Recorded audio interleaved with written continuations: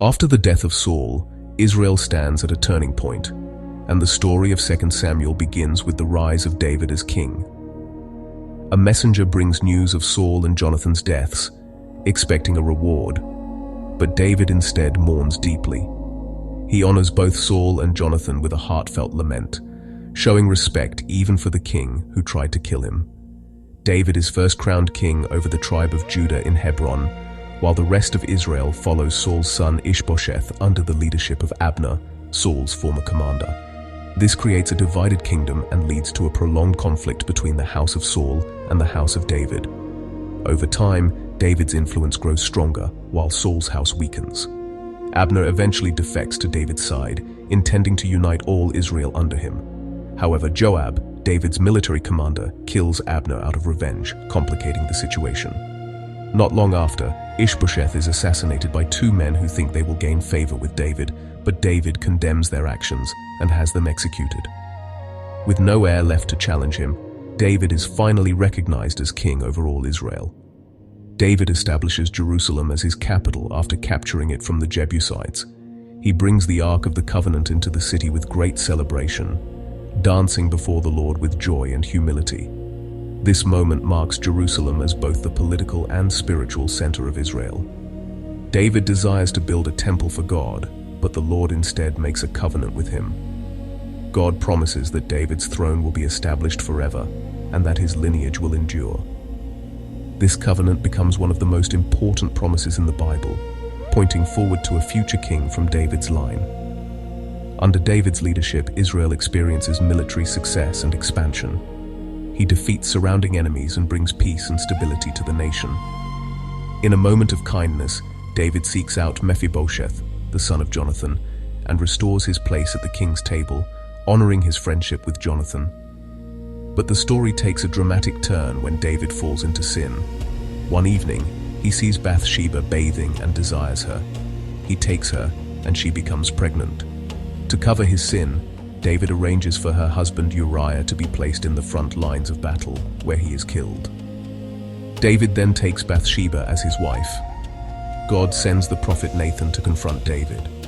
Through a powerful story, Nathan reveals David's sin, and David is struck with deep conviction. He repents sincerely, but the consequences of his actions begin to unfold. The child born from that union dies, and turmoil enters David's household. David's family begins to fracture. His son Amnon commits a terrible act against his half-sister Tamar, and David fails to act decisively. Tamar's brother Absalom takes revenge by killing Amnon and then flees. After some time, Absalom returns, but his relationship with David remains strained. Absalom eventually leads a rebellion against his father, stealing the hearts of the people and declaring himself king. David is forced to flee Jerusalem, once again becoming a fugitive. Despite the betrayal, David refuses to respond with bitterness, placing his trust in God. The conflict between David and Absalom ends in battle. Although David commands that Absalom be spared, Joab kills him. When David hears the news, he is overcome with grief, mourning deeply for his son even after the rebellion. David is restored to the throne, but the kingdom remains fragile. Further conflicts arise, including another rebellion, showing that the consequences of David's earlier sin continue to ripple throughout his reign. Toward the end of the book, several significant events highlight both David's strength and his humanity. There is a famine that leads David to seek God's guidance. There are accounts of his mighty warriors and their incredible feats. David also sings a song of praise to God, acknowledging him as his deliverer and source of strength. In one final moment of weakness, David orders a census of Israel, an act rooted in pride and self-reliance rather than trust in God. As a result, judgment comes upon the nation. David repents and chooses to fall into the hands of the Lord rather than men. The plague that follows is stopped at a specific location, which becomes the future site of the temple. 2 Samuel is a powerful portrait of a king who is both chosen and flawed. It shows the heights of faith and the depths of failure, reminding us that even the greatest leaders are human. Yet through it all, God's promises remain unshaken.